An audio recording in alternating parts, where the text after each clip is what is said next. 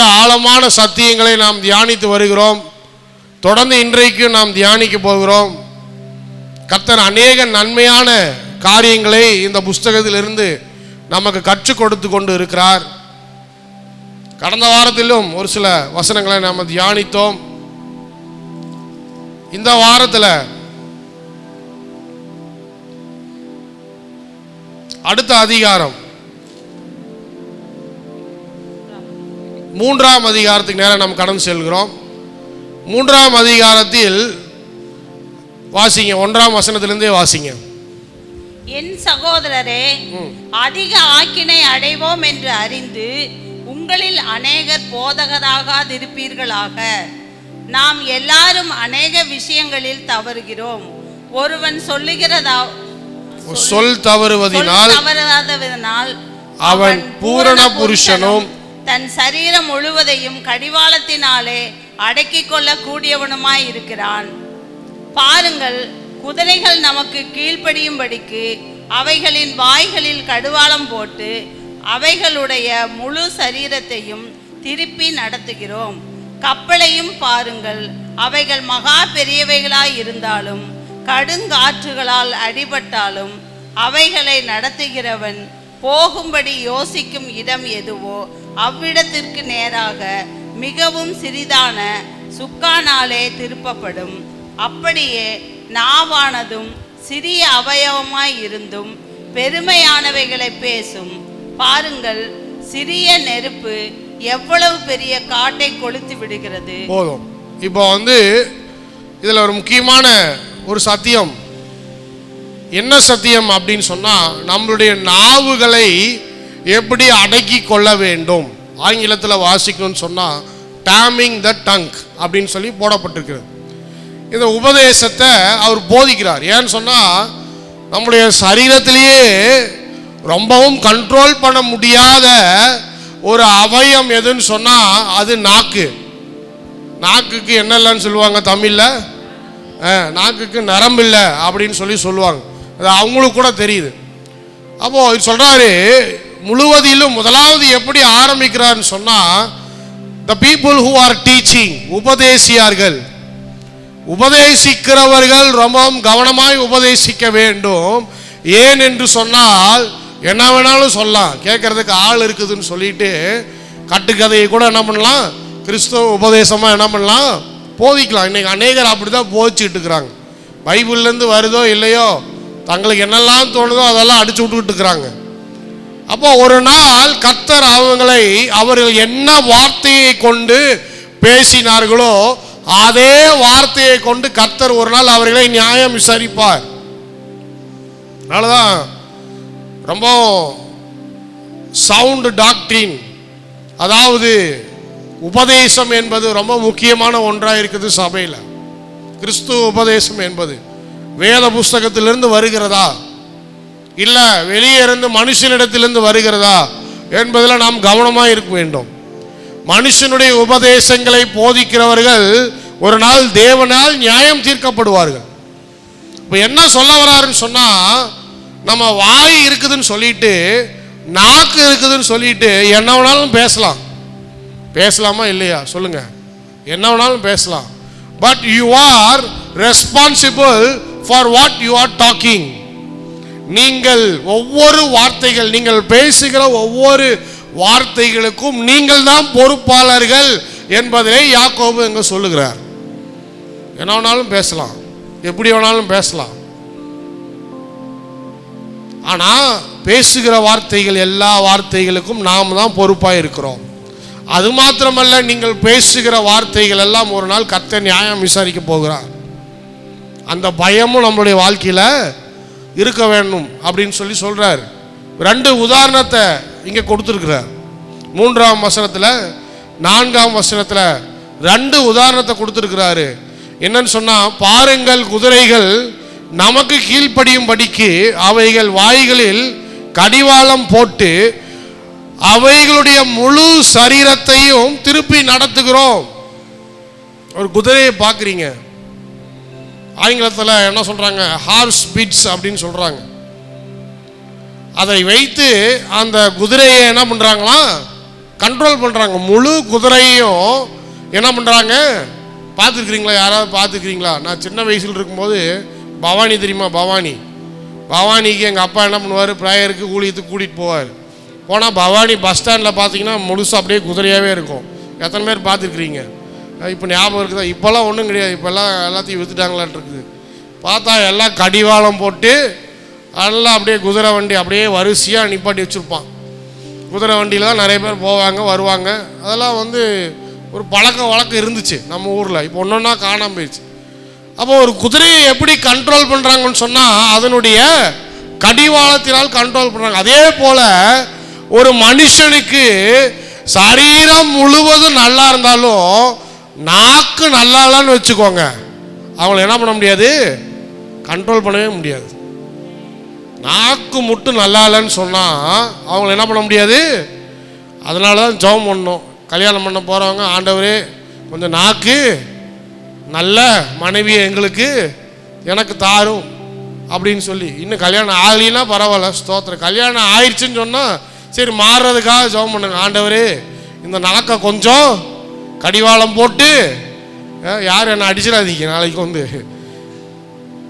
ஏன்னா இவரு யாக்கோபு தான் சொல்கிறாரு. நிறைய பேர் பாரு பாஸ்டர் என்னெல்லாம் பிரசங்கம் பண்ணுறாரு, நிறைய பேர் பரிசுத்த ஆவியானவர்னு உணர்த்துறதுனால மறுபடியும் என்கிட்ட வந்து சண்டைக்கு வந்துடக்கூடாது. உணர்த்துனா அங்கேயே ஜெபம் பண்ணணும். ஆண்டவரே இன்னைக்கு செய்தி எனக்கு தான், நான் மாறிடுறேன். இன்னையிலிருந்து நான் என்ன பண்ணிடுறேன், மாறிடுறேன். என்கிட்ட சொல்லக்கூட வேண்டாம், இன்னையிலிருந்து நான் மாறிடுறேன் அப்படின்னு சொல்லி மாறிடுங்க. அதான் முக்கியம்.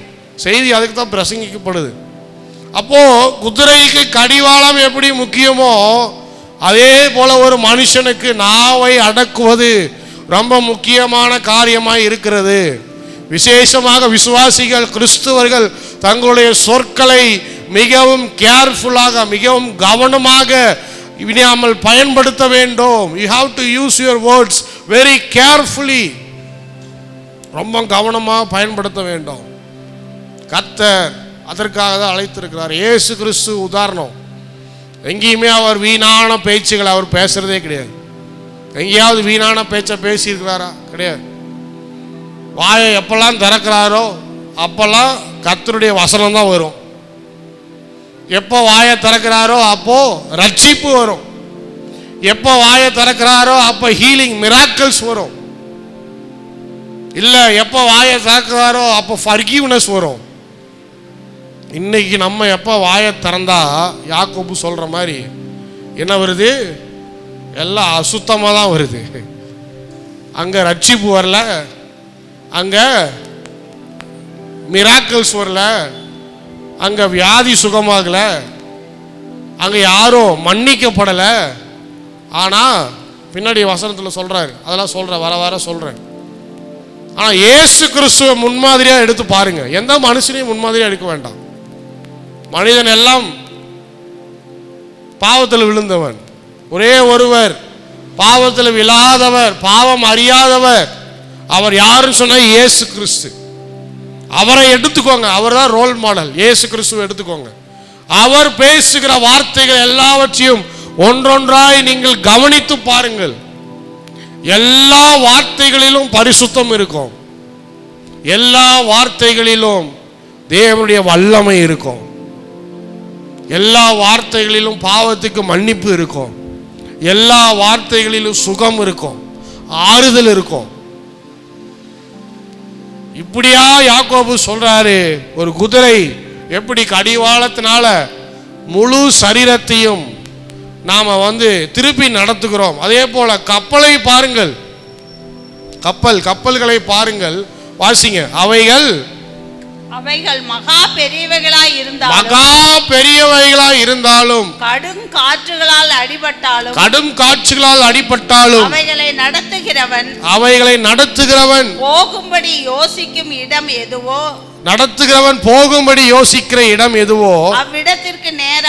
அவ்விடத்திற்கு நேராக மிகவும் சிறிதான சுக்கானாலே திருப்பப்படும். யாராவது சுக்கானை பார்த்துருக்கிறீங்களா? கப்பலுக்கு அடியில் இருக்குது. நமக்கு நம்ம கப்பல் பார்க்குறதே ரொம்ப பெரிய விஷயம். ஏன்னா நம்ம கடல் பக்கத்தில் இல்லை. நீங்கள் பார்த்தீங்கன்னா போய் பாருங்கள்.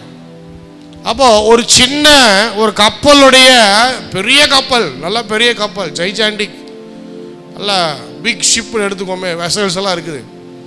அதை வந்து எப்படி கண்ட்ரோல் பண்ணுறாங்களாம்? எல்லா விதத்துலையும் கடல் அலைகள் வந்து அங்கேயும் மேலே போயிட்டு இருக்கோம், காற்றடிக்கும், ஒரு பக்கம் இன்னொரு பக்கம் திருப்பணும்னு நினைக்கும். என்ன நடந்தாலும் சரி, அதை ஓட்டுகிறவர் என்ன பண்ணுறாரு? அந்த பெரிய கப்பலை ஒரு சிறிய சுக்கானால் என்ன பண்ணுறாராம்?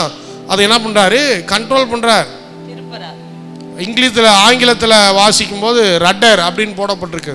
ரட்டர், இந்த சுக்கான், இதை வைத்து என்ன பண்ணுறாரு? எந்த பக்கம் போகணும், கரெக்டாக எப்படி நடக்கணும், எப்படி எந்த டைரக்ஷனில் போகணும் அப்படின்னு சொல்லி அது விட்டால் அது பாட்டு போயிட்டே இருக்கும் கப்பல் அங்கேயும் இங்கேயும். ஆனால் அந்த ஓட்டுகிறவர் என்ன பண்ணுறாரு? இந்த சுக்கானை வைத்து அது போக வேண்டிய இடத்துல கொண்டு போய் கரெக்டாக என்ன பண்ணுறாரு? சேர்க்கிறார். இப்போ அதே போல் என்ன சொல்கிறாரு? நம்மளுடைய வாழ்க்கை, if your life needs to go in the right direction, உங்களுடைய வாழ்க்கை சரியான திசையில் போக வேண்டும் என்று சொல்லி நீங்கள் நினைத்தால், நீங்கள் உங்கள் வாழ்க்கையில் சாதிக்க வேண்டிய காரியங்கள் எல்லாம் நான் சாதிக்க வேண்டும் என்று நினைத்தால், உங்களுடைய நாக்கை அடக்கி அது எப்படி கண்ட்ரோல் பண்ண வேண்டும் என்பதை நீங்கள் தெரிந்திருக்க வேண்டும்.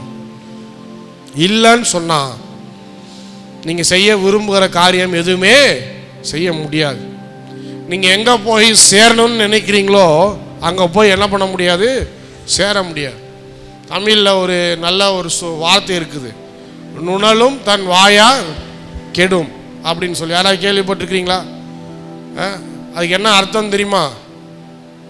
ஒருத்தர் என்ன பண்ணுறானா, தன்னுடைய வாயாலேயே என்ன பண்ணுறானா, கெட்டு போகிறானா அப்படிங்கிற மாதிரி. இந்த தவக்கலை இருக்குது பாருங்க, அது வந்து பேக்குன்னு என்ன பண்ணுது? தன்னுடைய இடத்த என்ன பண்ணுது? அதுவே காமிச்சு கொடுக்குது. யாருக்கு? பாம்புக்கு. பாம்பு வந்து அப்படியே என்ன பண்ணுது? ஈஸியாக வந்து விழுங்கிட்டு போகுது. அது மாதிரி நிறைய பேர் என்ன பண்ணுறோம்? நம்மளுடைய வாழ்க்கையை நம்மளுடைய நாக்காலேயே அழிச்சுக்கிறோம். இன்னொரு வார்த்தை சொல்கிறாங்க, வசனம் சொல்லுது என்னன்னு சொன்னால், யுவர் வேர்ட்ஸ் ஹாவ் பவர், உங்களுடைய வார்த்தைகளிலே வல்லமை இருக்கிறது என்று சொல்லுகிறாங்க. அப்படின்னு சொன்னால், you can build someone or you can destroy someone using your words. நீங்கள் ஒருவரை உருவாக்கவும் முடியும், ஒருவரை அழிக்கவும் முடியும் உங்களுடைய வார்த்தையை வைத்து. எப்போ பார்த்தாலும் உங்கள் புருஷனை பார்த்து சோம்பேறி, ஒன்றுத்துக்கு உதவாதவன், நாசமாக போனவன், ஸ்தோத்திரம், இந்த வார்த்தையில் வரக்கூடாது. உதாரணத்துக்கு சொல்கிறேன், இப்படி தான் எல்லா கிறிஸ்துவ மக்கள் பேசிக்கிட்டு இருக்கிறாங்க. இன்னொன்று தண்டசோறு சொல்கிறாங்களே, இதெல்லாம் யார்? இதெல்லாம் நீ தான். அப்படியே சொல்லிக்கிட்டே இருந்தீங்கன்னா அவர் அப்படியே தான் இருப்பார், சோம்பேறியாக தான் இருப்பார், உதவாக்கரையாக தான் இருப்பார், தண்டசோராக தான் இருப்பார், சுற்றிக்கிட்டே இருப்பார். ஏன்னா நீங்கள் அப்படியே சொல்லி சொல்லி சொல்லி சொல்லி அப்படியே ஆயிட்டார். ஒரு சில பெற்றோர்கள் தங்கள் பிள்ளைகளை பார்த்து, இதெல்லாம் உன்னால் செய்ய முடியாது, இதெல்லாம் உனக்கு தெரியாது, இதெல்லாம் உன்னால் உனக்கு எட்டாத ஒரு விஷயம், இதெல்லாம் விட்டுரு, இதெல்லாம் செய்யாத, இதெல்லாம் பார்க்காத, இதெல்லாம் இறங்காத, இதெல்லாம் உன்னால் முடியாது முடியாது முடியாதுன்னு சொல்லி சொல்லி அவன் அப்படி வந்துட்டான், அப்படியே ஆகிட்டான். கடைசியில் அவன் வளர்ந்த பிறகும் அவனால் ஒன்றுமே முடிய மாட்டேங்குது. ஆனால் சின்ன வயசுலேருந்து என்ன பண்ணிட்டாங்க? அப்படி தான் சொல்லி சொல்லி வளர்த்துட்டாங்க. முடியாது முடியாதுன்னு சொல்லி வளர்த்துட்டாங்க. ஏதாவது தெரிஞ்சுக்கப்பா, புதுசாக முயற்சி எடுப்பா, தெரியாத காரியங்கள்லாம் நல்லா தெரிஞ்சுக்க, நல்லா முடியாத காரியத்தை எப்படி முடிக்கணும்னு ஏதாவது முயற்சி பண்ணு அப்படிலாம் சொல்லி வளர்த்துருந்தா அவன் வளர்ந்த பிறகு என்ன பண்ணுவான்? அதனால தான் சொல்கிறது, வேர்ட்ஸ் ஹாவ் பவர். வளர்ந்த பிறகு என்ன பண்ணுவான்? ஏதாவது முயற்சி எடுப்பான், ஏதாவது பண்ணுவான்.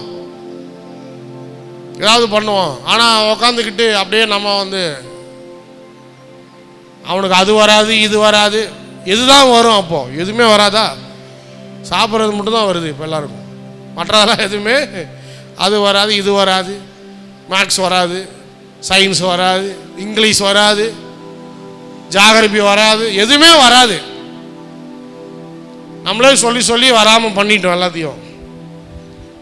ஆனால் ஒரு மனுஷனை கட்டி எழுப்புவது எப்படி? யூஸ் ரைட் வேர்ட்ஸ், நல்ல வார்த்தைகள், கட்டி எழுப்பக்கூடிய வார்த்தைகள். உன்னால் முடியும், உனக்கு முடியும், நல்லா எய்ம் பண்ணு, அதிகமான டார்கெட்டை ஃபிக்ஸ் பண்ணு. மற்றவன் இது போதுன்னு நினைக்கிறானா, நீ அதை காட்டிலும் அதிகமாய் முயற்சி எடு, முயற்சி பண்ணு, ட்ரை பண்ணு. அந்த எக்ஸாம் எழுது, இந்த எக்ஸாம் எழுதுறதுனால ஒன்றும் தப்பு கிடையாது. எழுதி ஃபெயில் ஆகுறதுனால ஒன்றும் பிரச்சனையே கிடையாது. ஏன்னா நீ முயற்சி பண்ணியிருக்க.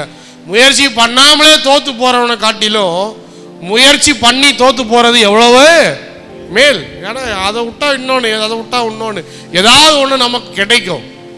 இப்படியாக ஒரு மனுஷனை உருவாக்கக்கூடிய வார்த்தைகள் நம்மளுடைய நாவுகளில் இருந்து வந்தால் சரியான இடத்திற்கு அவர்களை நம்மளால் கொண்டு போய் என்ன பண்ண முடியும், சேர்க்க முடியும். ஆனால் அவைகளை பேசாமல், அவைகளை பயன்படுத்தாமல் நாமளே நெகட்டிவான சொற்களை யூஸ் பண்ணி ஒரு மனுஷனை உடைப்பதற்கு, ஒரு குடும்பத்தை உடைப்பதற்கு, ஒருவருடைய பர்சனாலிட்டியை உடைப்பதற்கு, அவங்க கிட்ட இருக்கிற அந்த செல்ஃப் கான்ஃபிடென்ஸை உடைப்பதற்கு அநேக காரியங்களை நாம் செய்து கொண்டு வருகிறோம். யாக்கோபு சொல்றாரு, ஒரு வார்த்தையால் ஒரு மனுஷனை உருவாக்கவும் முடியும், ஒரு வார்த்தையால் ஒரு மனுஷனை அழிக்கவும் முடியும். நீங்கள் உங்கள் வார்த்தைகளை எப்படி பயன்படுத்துகிறீர்கள் என்பதிலே கவனமாக இந்த யூரோப்பியன் கண்ட்ரிஸ் இருக்குது பார்த்தீங்களா, ஃபின்லாண்டு எஜுகேஷன்லேயே ரொம்ப சிறந்து விளங்குகிற ஒரு ஐரோப்பிய நாடு, பெஸ்ட் எஜுகேஷன் சிஸ்டம். அங்கே என்னன்னு பார்த்தீங்கன்னா, அந்த ஃபின்லாண்டில் என்ன சிஸ்டம் ஃபாலோ பண்ணுறாங்கன்னு சொன்னால், யாரையுமே ஸ்டூடெண்ட்ஸை பார்த்து உனக்கு அது தெரியாது இது தெரியாது, நீ அதாவது என்ன பண்ணி பேசுறது, இந்த மாதிரி மட்டம் தட்டி பேசுறது, அந்த வார்த்தைகள் யாருமே என்ன பண்ணக்கூடாதான், ஸ்டூடெண்ட்ஸை பார்த்து என்ன பண்ணக்கூடாதான், சொல்லக்கூடாது. எக்ஸாம் கூட கிடையாது. எத்தனையோ வருஷங்கள் அவங்க சொல்கிறாங்க. அந்த எஜுகேஷன் பாலிசியை நான் படித்து பார்த்தேன். இப்போ தமிழ்நாடு கவர்மெண்ட் எல்லாம் அந்த எஜுகேஷன் பாலிசியை பார்த்து தான் ரெஃபார்ம் பண்ணுறாங்க நம்முடைய நாடுகளில். நம்முடைய அதே மாதிரி இந்தியன் கவர்மெண்ட்டு கூட அங்கே இருக்கிற அந்த எஜுகேஷன் சிஸ்டத்தை பார்த்து தான் ஒரு சில மாற்றங்கள் கொண்டு வராங்க. என்னன்னு சொன்னால், எக்ஸாம் கூட கிடையாது, எக்ஸாமே தேவையில்லைன்னு சொல்கிறான் அந்த நாட்டில். ஆனால் என்னைக்கு எக்ஸாம் போட்டு ஒருத்தனை ஃபெயில் ஆக்கி நீ ஒரு ஃபெயிலியர்னு சொல்கிறீங்களோ, அப்போவே அவன் என்னவா மாறிடுறான், ஒரு ஃபெயிலியராக மாறிடுறான். அவனுக்கு சப்ஜெக்ட் மேலே இன்ட்ரெஸ்ட்டே வரமாட்டேங்குது, எஜுகேஷன் மேலே இன்ட்ரெஸ்ட்டே வரமாட்டேங்குது, எக்ஸாம் எல்லாம் தூக்குங்க அப்படிங்கிறான். அம்மா உடனே என்ன எதிர்பார்க்குறோம், எல்கேஜி யூகேஜிலேயே எக்ஸாம் எழுதி 100 மார்க்ஸ் வாங்கி, 100 மார்க்ஸ் வாங்கினானா அவன் நல்லவன் இல்லையா, 60 வாங்கினான்னா பாதி நல்லவன், 40 வாங்கி ஃபெயில் ஆகி 40 கீழே போயிட்டானா அவன் படிக்கிறதுக்கே தகுதி இல்லாதவன். இப்படியே நம்ம என்ன பண்ணிடுறோம், எல்லாரையும் குத்தி உடச்சி தள்ளிடுறோம். இப்போது அந்த கவர்மெண்ட் அந்த மாதிரி ஒரு எஜுகேஷன் சிஸ்டம் க்ரியேட் பண்ணி கடைசியில் பார்த்தா எல்லோரும் சைன் பண்ணுறாங்களாம். எல்லோரும் ஒவ்வொருத்தரும் ஒவ்வொரு விதத்தில் ஏதாவது ஒரு வகையில் அவங்க என்ன பண்ணுறாங்களோ எல்லோரும் சைன் பண்ணுறாங்களாம். எங்கேயுமே அவங்க எக்ஸாமே கிடையாது, காம்படிஷனே கிடையாது. அப்படி வைத்து என்ன பண்ணுறாங்க, மிகப்பெரிய ஒரு ரிசல்ட்டை உலகத்துக்கு காண்பித்திருக்கிறாங்க. அப்போ அவங்க சொல்கிறாங்க, எல்லோரும் போய் கேட்குறாங்க அவங்கள பார்த்து, எப்படிங்க இப்படிலாம் எக்ஸாம்லாம் இல்லாமல் இப்படியே நீங்கள் எப்படி இத்தனை பேரை ஷைன் பண்ண வைக்கிறீங்க அப்படின்னு சொன்னால், அவங்க சொல்கிறாங்க, we are building their confidence. அவங்கக்கிட்ட இருக்கிற தன்னம்பிக்கையை நாங்கள் என்ன பண்ணுறோம், உருவாக்குறோம். எப்படி உருவாக்குறோம், உங்களால் முடியும், உங்களால் செய்ய முடியும், நல்லா பண்ணலாம், இன்னும் நல்லா நிறைய காரியங்களை நீங்கள் கண்டுபிடிங்க, ரிசர்ச் பண்ணுங்கள். எப்பயுமே அவங்க ப்ரைஸ் பண்ணிகிட்டே இருக்கிறோம். நாங்கள் யாரும் டிஸ்கரேஜ் பண்ணுறதில்ல. அவங்க நல்ல வார்த்தைகளை சொல்லி என்ன பண்ணுறோம், அவங்கள உற்சாகப்படுத்துகிறோம், அவங்கள உருவாக்குகிறோம், அவங்கள நாங்கள் உயர்வாக பேசுகிறோம். கிளாஸ் ரூம்ஸில் யாரையும் நாங்கள் தாழ்வாக பேசுகிறதில்ல. நான் படித்தது தான் சொல்கிறேன். எல்லோரும் என்ன பண்ணுவோம், நாங்கள் ரொம்ப கொஞ்சம் கம்மியாக இருக்கிறாங்களா, லேட் பிக்கப்பாக இருக்குதா, லேட் பிக்கப்பாக இருந்தாலும் பரவாயில்ல, அவங்களால முடியும்னு சொல்லி அவங்கள என்ன பண்ணுறோம், நாங்கள் உற்சாகப்படுத்துகிறோம், அவங்கள ப்ரைஸ் பண்ணுறோம். ரெண்டாவது, எப்படி அவங்க இதை பண்ணுறாங்கன்னு சொன்னால், இதை எல்லாம் நீங்கள் சாதிச்சிங்கன்னு சொன்னால் உங்களுக்கு இந்த பரிசு அப்படின்னு சொல்லி எல்லாருக்கும் என்ன பண்ணுறாங்களாம், பரிசுகள் வைத்திருக்கிறாங்களாம். ஒவ்வொரு கிளாஸ் ரூம்லேயும் ஒரு பரிசு வைத்திருப்பாங்களாம், ஒரு 20-30 பரிசு. பசங்கிட்ட சொல்கிறதான், இன்றைக்கு இதை முடிச்சிங்கன்னு சொன்னால், இன்றைக்கி இதை அக்காம்ப்ளிஷ் பண்ணிங்கன்னு சொன்னால் உங்களுக்கு அந்த பரிசு அப்படின்னு சொல்லும்போது எல்லோரும் என்ன பண்ணுறாங்களாம், அவங்களாம் என்ன பண்ணுறாங்களாம், சேர்ந்து கோஆப்ரேட் பண்ணி என்ன பண்ணுறாங்களாம், அந்த மாதிரி செய்கிறாங்களாம். அப்போது அவங்க சொன்ன ஒரு காரியம் என்னன்னு சொன்னால், நல்லா அவங்கள ஊக்குவிக்கும் போது, உற்சாகப்படுத்தும் போது, அவங்கள உருவாக்கும் போது கண்டிப்பாகவே அவங்களுடைய வாழ்க்கையின் தரத்தை என்ன பண்ண முடியும்? மாற்ற முடியும். இது எங்கேருந்து எடுத்தாங்களோ எனக்கு தெரியாது. ஆனால் யாக்கோபு சொல்றாரு, ஒரு விசுவாசின்னு சொன்னா, ஒரு ஆண்டவருடைய பிள்ளைன்னு சொன்னா, அவருடைய வாயின் வார்த்தைகள் எப்பேற்பட்ட வார்த்தைகளாக இருக்க வேண்டும்? அநேகரை உருவாக்குகிற வார்த்தைகளாக இருக்க வேண்டும், அநேகரை கனப்படுத்துகிற வார்த்தைகளாக இருக்க வேண்டும், அநேகருக்கு அபிஷேகத்தை கொண்டு வருகிற வார்த்தைகளாக இருக்க வேண்டும், அநேகருக்கு ஞானத்தை போதிக்கிற வார்த்தைகளாக இருக்க வேண்டும். அவங்கள உடைக்கிற வார்த்தையாக இருக்கக்கூடாது. அல்லேலூயா சொல்லுங்க பார்ப்போம். அல்லேலூயா. அவங்கள கனப்படுத்துகிற வார்த்தைகளாக இருக்க வேண்டும். நிறைய நேரத்தில் நம்ம ஒரு ஆளை ஜபத்துக்கு அனுப்புறதுக்கே பயமாக இருக்குது. ஏன்னா அவன் ஜபத்துக்கு போகலன்னா அந்த குடும்பம் அதோட என்ன பண்ணிடுது? அப்படியே நின்று போயிடுது. ஏன்னா போன இடத்துல அதையும் இதையும் கேட்டு அதையும் இதையும் பேசி ஏதாவது ஒன்று வளரி, ஏதாவது ஒன்று அவங்களுக்கு இவங்களுக்கும் உடனே அவன் என்ன நினச்சிட்றான்? ஐயையோ, சர்ச்சிலேருந்து வராங்க, ப்ரேயர் பண்ணுறதுக்குன்னு வராங்க, கடைசியில் இப்படிலாம் பேசிட்டு போகிறாங்களே அப்படின்ட்டு என்ன பண்ணக்கூடாது? நம்முடைய வார்த்தைகள் அப்பேற்பட்ட சூழ்நிலைகளுக்கு பயன்படுத்தக்கூடாது. அடுத்தது வாசிப்போம். அப்படியே நாவானது சிறிய அவயவமாய் இருந்தும் பெருமையானவைகளை பேசும். பாருங்கள் சிறிய நெருப்பு எவ்வளவு பெரிய காட்டை கொளுத்தி விடுகிறது. அடுத்து சொல்றாரு, small fire, one small fire burns the entire forest. அதே போல நம்ம பேசுகிற ஒரு சின்ன வார்த்தை ஒரு காட்டு தீயை ஏற்படுத்துவது போல நம்ம வீட்டில் ஒரு பூகம்பத்தையே ஏற்படுத்துமா? அல்லேலூயா சொல்லுங்க பார்ப்போம். அல்லேலூயா. ஏன் பாஸ்டர் பிரச்சனை வருது? ஏன் பாஸ்டர் சண்டை வருது? ஏன் சண்டை வருதுன்னா அந்த சின்ன வார்த்தை தான். அது எவ்வளோ பெரிய சண்டைக்கு வருது? கோர்ட்டில் போய் நின்று கடைசியில் உங்களுக்கு ஒரு வக்கீல், அவனுக்கு ஒரு வக்கீல், அவன் நல்லா ஈகோ மூட்டி விடுவான். சண்டை போடு, விட்டுறாத. சின்ன ஒரு வார்த்தையில் ஆரம்பிச்சது தான். Small fire Burns the entire forest.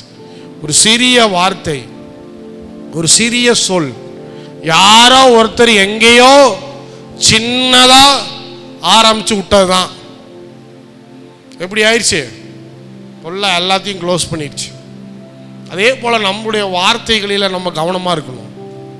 நாம் பேசுகிற ஒரு சின்ன வார்த்தை என்ன பண்ணோம்? குடும்பத்தில் மிகப்பெரிய கலவரத்தை உண்டு பண்ணும், மிகப்பெரிய கலவரத்தில் உண்டு பண்ணும். அதனால தான் யோசிக்கணும், முதல்ல யோசிக்கணும், பேசுறதுக்கு முன்னாடி யோசிக்கணும். வார்த்தையை விட்டுட்டா திரும்பி அந்த வார்த்தைகள் நாம் என்ன பண்ண முடியாது? எடுத்துக்கொள்ளவே முடியாது. எவ்வளோ மன்னிப்புனாலும் கேட்டுக்கலாம், பின்னாடி எவ்வளோ மன்னிப்புனாலும் கேட்கலாம். எந்த மன்னிப்பு கேட்டாலும் கடைசியில் ஒரு சின்ன ஒரு கில்ட் ஃபீலிங் இருந்துகிட்டே தான் இருக்கும். இந்த வார்த்தையில் நீங்கள் என்ன திட்டிட்டீங்களே, இந்த வார்த்தையில் நீங்கள் என்ன பேசிட்டீங்களே, இந்த வார்த்தையை என் மேலே சொல்லிட்டீங்களே, அதை என்ன பண்ண முடியாது? மாற்றவே முடியாது. அதனால தான் சொல்கிறது, நம்ம பேசுகிற வார்த்தைகளிலே கவனமாக இருக்க வேண்டும். சிறிய நெருப்பு, ஒரு ஸ்மால் ஃபயர் எவ்வளவு பெரிய காட்டுத்தீயை அழித்து விடுகிறதோ அதே போல one small word you are talking can destroy the entire family. முழு குடும்பத்தையும் அந்த சின்ன வார்த்தையை அழிக்கிறதுக்கு அவ்வளோ பெரிய பவர் பாருங்க. நம்ம நாவுகளுக்கு கர்த்தர் எவ்வளோ பெரிய பவர் கொடுத்துருக்குறாங்கிறத பாருங்க. அதனால் பேசுறதுக்கு முன்னாடி யோசிங்க. நிறைய பேர் சொல்லுவாங்க, நான் எனக்கு கோவம் வந்துச்சுன்னா என்ன பேசுவேன்னு எனக்கு தெரியாது பாஸ்டர், சும்மா வாயில் வரதெல்லாம் பேசிடுவேன். அப்படின்னா முதல்ல ஜெபம் பண்ணணும். கோபம் எல்லாருக்கும் தான் வருது, எனக்கும் தான் வருது கோபம், சரியான கோபம் வருது. ஆனால் அதுக்கப்புறம் அப்படியே ஸ்டாப் ஆயிடணும். கோபம் வருதுன்னு சொல்லி என்ன பண்ணிடக்கூடாது? வாயை திறந்து எல்லாத்தையும் அடித்து பிடிச்சி விட்டுறக்கூடாது. ரெண்டாவது இன்னொன்று சொல்கிறேன், நீங்கள் யாராவது சபிச்சிங்கன்னு சொன்னால் அது சாதாரணமான கர்ஸ் கிடையாது. பின்னாடி வருது, அது வசனத்தில் வருது, பின்னாடி நான் சொல்கிறேன். நிறைய பேர் கோபத்தில் என்ன பண்ணிடுறோம்? இஷ்டத்துக்கு வாயை திறந்து நிறைய பேரை சபிச்சிடுறோம். அதுலேயும் கவனமாக இருக்க வேண்டும். இதில் வேற சொல்கிறான், பைபிளில் சொல்லியிருக்குது, நான் சபிக்கிறவன், நீ சபிக்கிறவனை நீ ஆசீர்வதிக்கிறவன் நான் ஆசீர்வதிப்பேன், நீ சபிக்கிறவனை சபிப்பேன்னு போட்டிருக்குது ஆண்டவரே, அதனால் நான் சபிக்கிறேன். இயேசுவி நாமத்தினால சபிச்சிடக்கூடாது. அதுலேயும் கேர்ஃபுல்லாக இருக்கணும். ஏன்னா நாம் அடித்து உடைச்சி நசுக்கி ஒடுக்கிறதுக்காக நாம் அழைக்கப்படலை. we have to build, கட்டுவதற்காக தான் நம்ம அழைக்கப்பட்டிருக்கிறோம். அல்லேலூயா சொல்லுங்க, அல்லேலூயா. கட்டி எழுப்புவதற்காக we are called to build up one another. ஒருவரை ஒருவர் கட்டி எழுப்புவதற்காக நாம் அழைக்கப்பட்டிருக்கிறோம். ஒருவரை ஒருவர் அடித்து உடைத்து நசுக்குவதற்காக நாம் அழைக்கப்படவில்லை. நிறைய பேர் தான் கிறிஸ்தவங்க, ஆனால் பேசுகிற வார்த்தையெல்லாம் பார்த்தா அடுத்தவனை அடிச்சுக்கணும், உடைக்கணும், நொறுக்கணும், அவன் ஒன்றுமில்லாமல் போகணும், நாசமாக போகணும், இப்படித்தான் எண்ணங்கள் எல்லாம் இப்படியே தான் இருக்குது. உண்மையாகவே அவர் ரசிக்கப்படலைன்னு அர்த்தம். எங்கேயாவது இயேசு கிறிஸ்து இப்பெல்லாம் யோசிச்சிருக்கிறாரா? எல்லாரும் அழிக்கப்படணும் ஆண்டவரே ஜெபம் பண்ணியிருக்கிறாரா? எல்லாரும் நசுக்கணும் ஆண்டவரே, ஒடுக்கணும் ஆண்டவரே, ஒன்றும் இல்லாமல் போகணும் ஆண்டவரே. இந்த பரிசேயன் சதிசேயன்லாம் ரொம்ப பிரச்சனை பண்ணிக்கிட்டே இருக்கலாம். இயேசு கிறிஸ்து எங்கேயாவது பரிசேயன் சதிசேயன் மேலே நோய் உண்டாகட்டும் ஆண்டவரே ஜெபம் பண்ணாரா? எங்கேயாவது பரிசேயன் சதிசேயன் மேலே நோய் உண்டாகட்டும் ஆண்டவரே ஜெபம் பண்ணாரா? இல்லை. அதுக்காக அழைக்கப்படலை. அவர் ரட்சிப்பை கொடுப்பதற்காக தான் அழைக்கப்பட்டிருக்கிறார். எல்லாருக்கும் சமாதானத்தை கொடுப்பதற்காக தான் அழைக்கப்பட்டிருக்கிறார். சொல்றாரு பெருமைகளை பேசுகிற நாவுகள். ஒரு சிலருக்கு அச்சீவ் பண்ணிட்டோன்னு சொன்னால் அச்சீவ்மெண்ட்டுக்கு மேலே ஒரு லைட்டாக ஒரு ஆட்டிடியூட் வரும். யாராலையும் தடுத்து நிறுத்த முடியாது. ஏன்னா இவ்வளோ சாதிச்சிருக்கிறோம். ஒரு கம்பெனி 2 பேரில் ஆரம்பித்தேன், இன்றைக்கு 2000 பேர் வேலை செய்கிறாங்க, பல கோடி நான் டேர்ன் ஓவர் எடுக்கிறேன் அப்படின்னு சொல்லும்போது லைட்டாக ஒரு ஆட்டிடியூட் வரும். என்னுடைய கடுமையான உழைப்பு, கடுமையான முயற்சி, இதில் தான் நான் இவ்வளோ பெரிய ஆளாக இருக்கிறேன் அப்படிங்கிறதுல லைட்டாக ஒரு ஆட்டிடியூடு வரும். அதை தடுத்து நிறுத்த முடியாது. அதே போல் ஊழியத்தில் சாதாரண ஒரு 2 பேரில் ஆரம்பித்தோம், 3 பேரில் ஆரம்பித்தோம், இன்றைக்கி பல தேசங்களில் பயன்படுத்துகிற ஊழியமாக அந்த ஊழியம் மாறி இருக்குது. கர்த்தர் என்னை பயன்படுத்துகிறார், இத்தனை தேசங்களில் பயன்படுத்துகிறார், இத்தனை மக்கள் மத்தியில் என்னை பயன்படுத்துகிறார் அப்படின்னு சொல்லும்போது லைட்டாக என்ன வரும்? ஒரு கர்வம், ஒரு ஆட்டிடியூட் என்ன பண்ணும்? உண்டாகும். ஆனால் அதற்கு பிறகு, அந்த ஆட்டிடியூடுக்கு பிறகு உன்னுடைய வாயின் வார்த்தைகள் எப்படி இருக்கிறது என்பதில் கர்த்தர் கவனம் செலுத்துகிறார். நான் இவ்வளோ வளர்ந்துட்டேன் அப்படிங்கிறதுக்காக, இவ்வளோ பெரிய ஆள் ஆகிட்டேங்கிறதுக்காக, இவ்வளவு தேவனால் இவ்வளவு உயர்த்தப்பட்டிருக்கிறேன் என்பதற்காக நினச்சதெல்லாம் பேசிக்கிட்டு நினச்சதெல்லாம் சொல்லிக்கிட்டு அடுத்தவங்கள மட்டம் தட்டிக்கிட்டு இருந்தோன்னு சொன்னால் ஆண்டவர் சொல்கிறாரு, ஒரு காட்டு தீ தான் எப்படி நெருப்பு ஒரு காட்டையே அழிக்கிறதோ அதே போல் நாமளே என்ன பண்ணுறோம்? அடுத்தவங்களை அழிக்கிறோம், ரெண்டாவது நம்மளே நாம அழிச்சுக்கிறோம். அடுத்தது 6ஆம் வசனம் வாசிங்க. நாவும் நெருப்பு தான், அது அநீதி நிறைந்த உலகம், அது அநீதி நிறைந்த உலகம், நம்முடைய அவயங்களில் நாவானது முழு சரீரத்தையும் கரைப்படுத்தி ஆயுள் சக்கரத்தை கொளுத்தி விடுகிறதாயும் நரக ஆக்கினியினால் கொளுத்தப்படுகிறதாயும் இருக்கிறது. நாக்க பாருங்கள், அது எல்லாரையும் எரிக்குது, அதே போல உங்களையும் சேர்த்து எரிக்குது. உங்களையும் கொண்டு போய் பாதாளத்தில் தள்ளுது, உங்களையும் கொண்டு போய் நரகத்தில் கொண்டு போய் தள்ளுது, அக்னியில் கொண்டு போய் தள்ளுது நீங்கள் பேசுகிற வார்த்தைகள். அதனால சொன்னேன், கர்த்தர் உங்களை உயர்த்தும் போது, கர்த்தர் உங்களை இன்னும் அதிகமாக ஆசீர்வதிக்கும் போது, இன்னும் அநேகரை நீங்கள் உயர்த்துங்க, இன்னும் அநேகரை நீங்கள் ஆசீர்வதிங்க, இன்னும் அநேகருக்கு உதவியாக இருங்க. நம்மளை மாதிரி இன்னும் நிறைய பேர் என்ன பண்ணணும்? டெவலப் ஆகணும். நம்மளை மாதிரி இன்னும் நிறைய பேர் வாழ்க்கையில் முன்னேறணும். நம்மளை மாதிரி இன்னும் ஆண்டவருக்குள்ளே வரணும். நம்மளை மாதிரி இன்னும் நிறைய பேர் ரட்சிக்கப்படணும். அந்த ஆட்டிடியூடோட இருங்க. எல்லாரும் என்னை பாருங்க, நான் எவ்வளோ பெரிய ஆள், எல்லாரும் எனக்கு கீழே இருந்து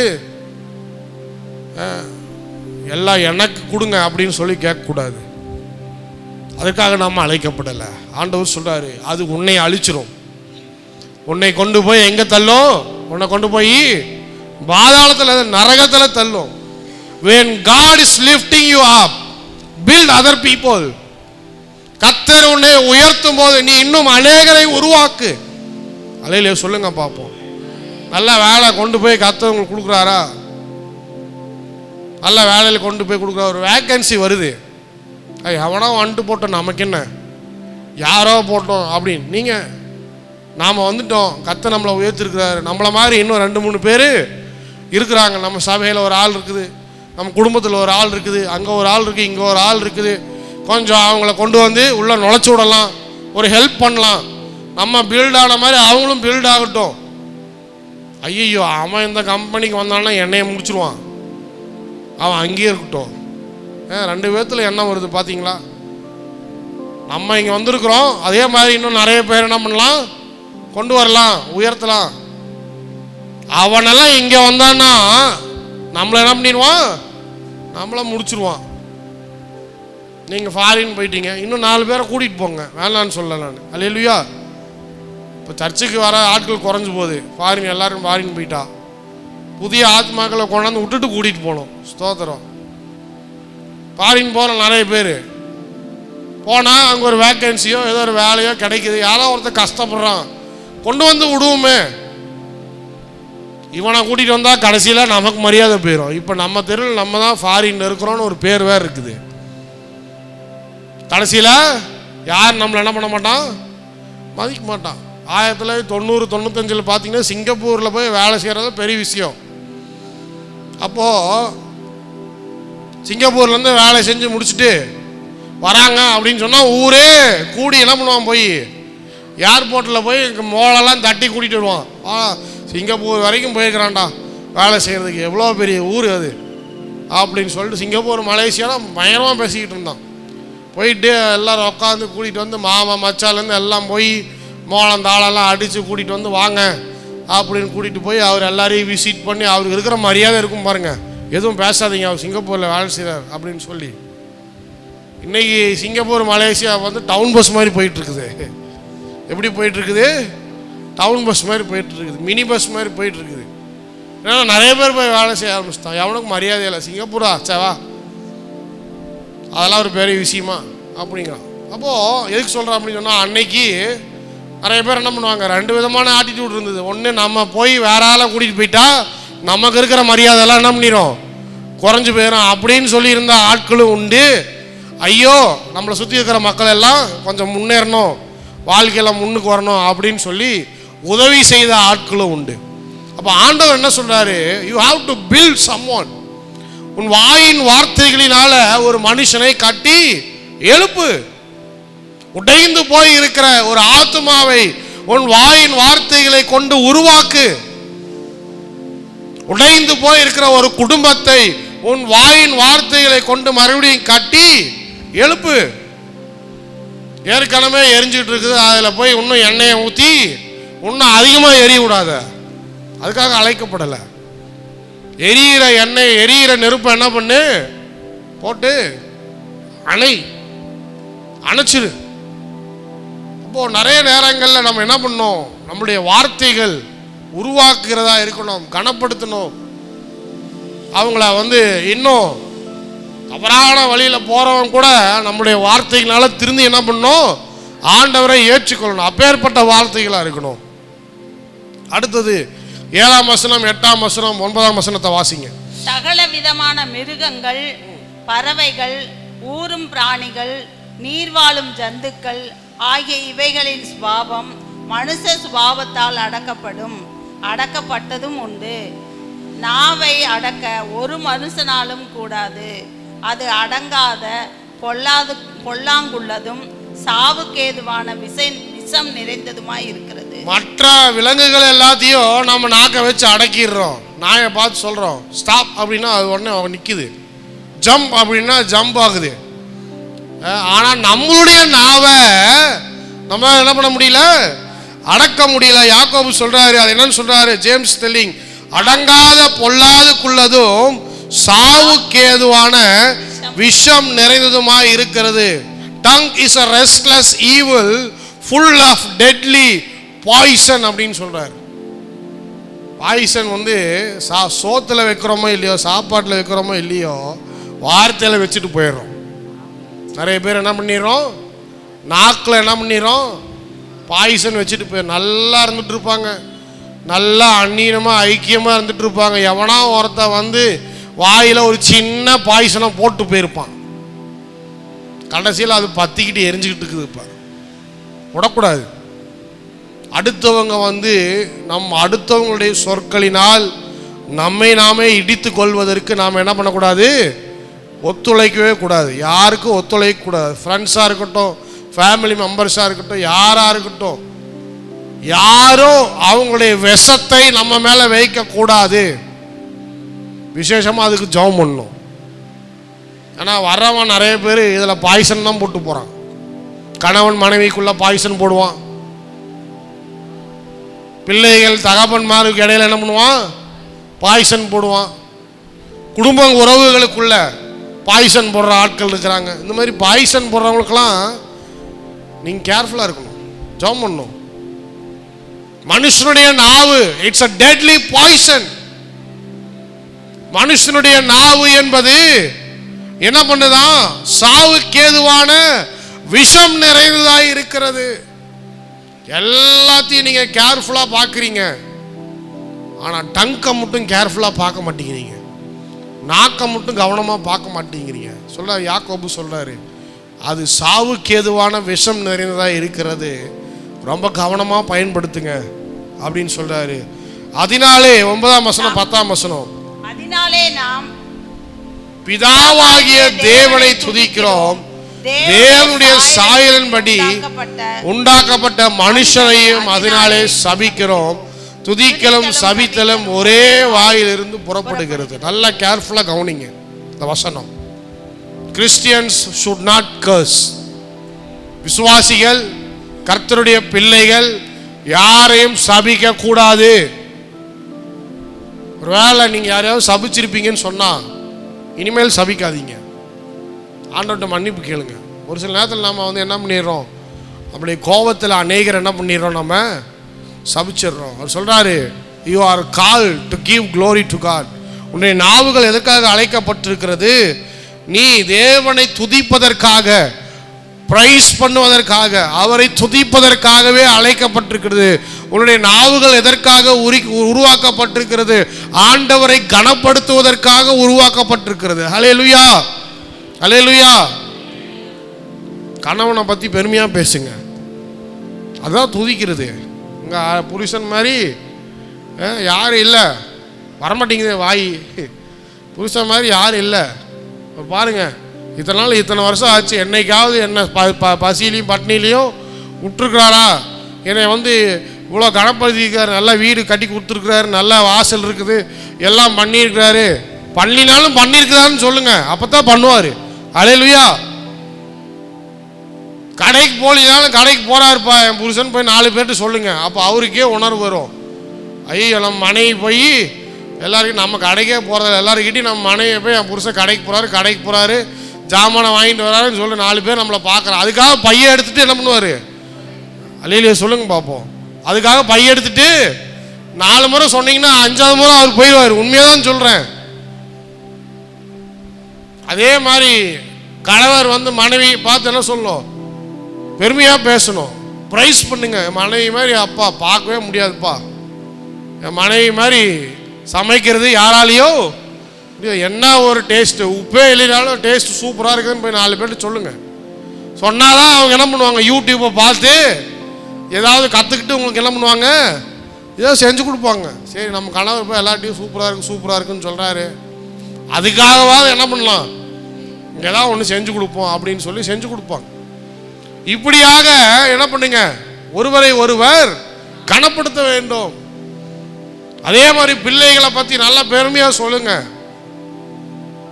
எங்கள் பிள்ளைகள் மாதிரி, எங்களுக்கு கொடுக்கப்பட்ட பிள்ளைகள் மாதிரி உலகத்தில் எங்கேயுமே இல்லைங்க.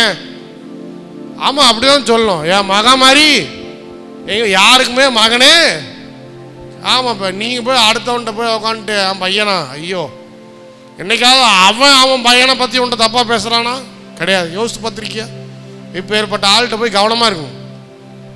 அடுத்தவன் என்னைக்குமே அவன் குழந்தைகளை பற்றி தப்பாக பேச மாட்டான். ஆனால் நீ போய் அவங்கிட்ட உட்காந்துக்கிட்டு என் பையன் இப்படி, என் பொண்ணு இப்படி, அது ஒரு உதவாக்கிற, உதவி செய்யாது, கடைசி நேரத்தில் சோறு போடல, கண்டுக்கல, உட்காரல, ஓடல, இப்படிலாம் பேசிக்கிட்டு இருந்தீங்கன்னா அவன் போய் 4 பேர்கிட்ட தப்பாக தான் பேசுவான். ஆனால் நீ போய் எல்லாத்தையும் மறைத்து, ஒருவேளை இருக்கலாம் நம்ம நினச்சதெல்லாம் நடக்காமல் போகலாம், நம்ம பிள்ளைங்க நாம் நினைக்கிற மாதிரி எல்லாத்தையும் பண்ணாமல் இருக்கலாம். ஆனால் when you start building, நீங்கள் உருவாக்கும் போது, உங்கள் வார்த்தையை கொண்டு அவர்களை உருவாக்கும் போது அவர்கள் மாறுவார்கள், நிச்சயமாகவே மாறுவார்கள். இந்த யாக்கோபு சொல்றாரு, துதித்தலும் சபித்தலும் ஒரே வாயிலிருந்து எப்படி புறப்படுகிறது? It will not happen.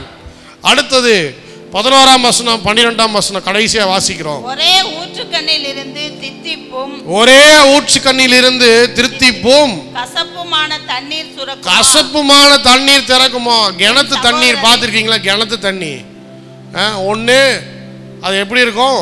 டேஸ்டாக தான் இருக்கும், ஸ்வீட்டாக தான் இருக்கும். அப்படி இல்லையா அது வந்து எப்படி இருக்கும்? அது மாதிரி ஒரு மாதிரி டேஸ்ட் மாறி போனது, சால்ட் நிறைஞ்சது அப்படின்னா அப்படித்தான் இருக்கும், அது மாறவே மாறாது. அதே போல் ஒரு கிணத்திலிருந்து 2 விதமான தண்ணீர் நம்மளால் எடுக்க முடியாது. அதே போல ஒரு நாவிலிருந்து ஆண்டவரை துதித்தலும் மற்றவர்களை சபித்தலும் ஒரு காலத்திலும் அது நடக்கக்கூடாது.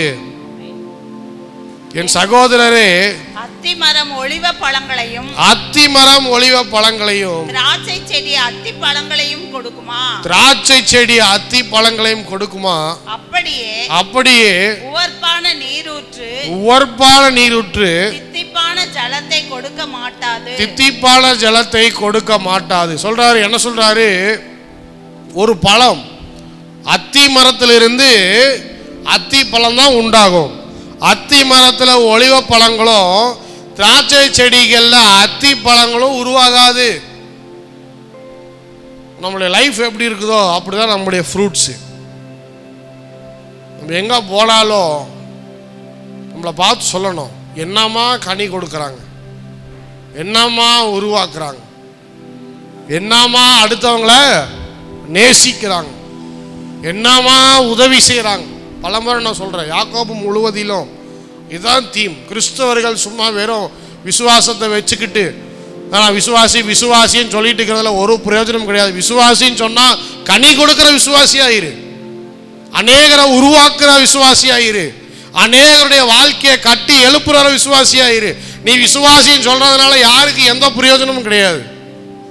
4 பேர் உன்னை கனப்படுத்தணும், 4 பேர் உன்கிட்ட வந்து ஆலோசனை கேட்கணும், 4 பேர் உன்னை வீட்டுக்கு கூப்பிடணும், 4 பேர் உங்களை பெருமையாக நினைக்கணும். பேர்பட்ட ஒரு நண்பர்கள் நமக்கு இருக்கிறாங்களே, எவ்வளோ நல்லது அப்படின்னு சொல்லி நினைக்கிற மாதிரி ஒரு கனி கொடுக்கிற வாழ்க்கை வாழுகிற விசுவாசியாயிரு. அதான் யாக்கோபு சொல்றாரு.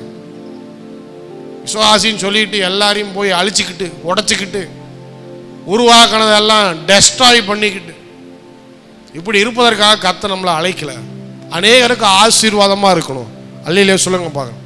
அல்லேலூயா எல்லாரும் சொல்லுங்க, கைகளை உயர்த்தி, ஆண்டவரே என்னுடைய வாழ்க்கை, ஆண்டவரே என்னுடைய வாழ்க்கை அநேகருக்கு ஆசீர்வாதமாக இருக்க வேண்டும், அநேகரை நான் ஆசீர்வதிக்க வேண்டும், அநேகரை நான் உருவாக்க வேண்டும். ஹல்லேலூயா ஹல்லேலூயா. அநேகரை உருவாக்க வேண்டும்.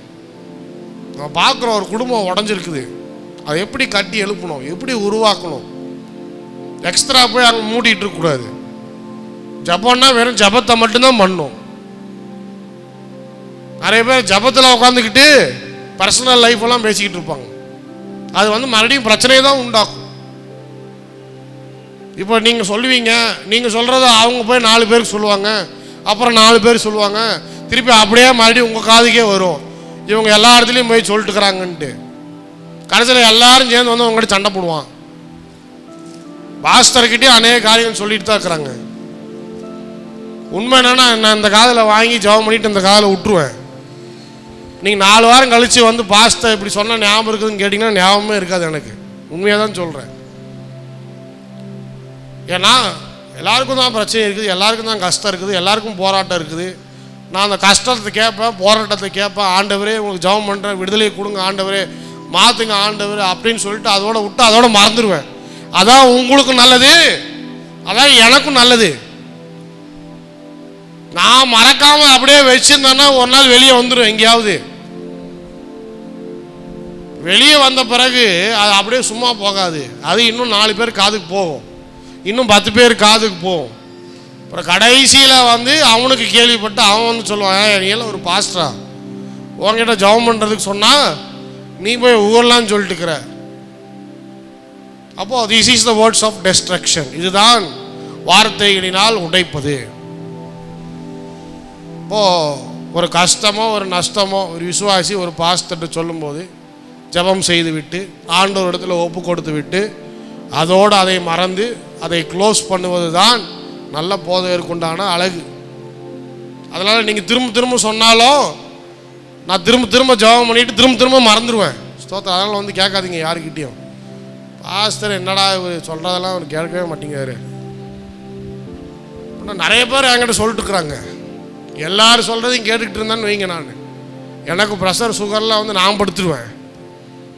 ஆனால் ஜெபம் பண்ணிட்டு அப்படியே விட்டுருவேன். அதே போல் ஒரு மனுஷனை சபித்தலும் துதிப்பதும் ஒரே நாவுகளில் இருந்து வருவது எவ்வளோ மோசமான ஒரு காரியம். அனதர் வேர்டு கிளியராக ஒரு வேர்டு யூஸ் பண்ணுற என்னன்னு பார்த்தா, தேவனுடைய சாயல்ல படைக்கப்பட்டவர்கள். உன் மனைவி தேவனுடைய சாயல்ல படைக்கப்பட்டவன், உன் கணவன் தேவனுடைய சாயல்ல படைக்கப்பட்டவன், உன் பிள்ளைகள் தேவனுடைய சாயல்ல படைக்கப்பட்டவங்க. அந்த நோக்கத்தோடு நீங்கள் பார்க்கணும். நிறைய பேர் அதை பார்க்குறதே கிடையாது. ஏதோ நாயை பார்க்குற மாதிரி பார்க்குறான். குடும்பத்தில் இருக்கிற ஒரு நபரை யாரை பார்க்குறான்?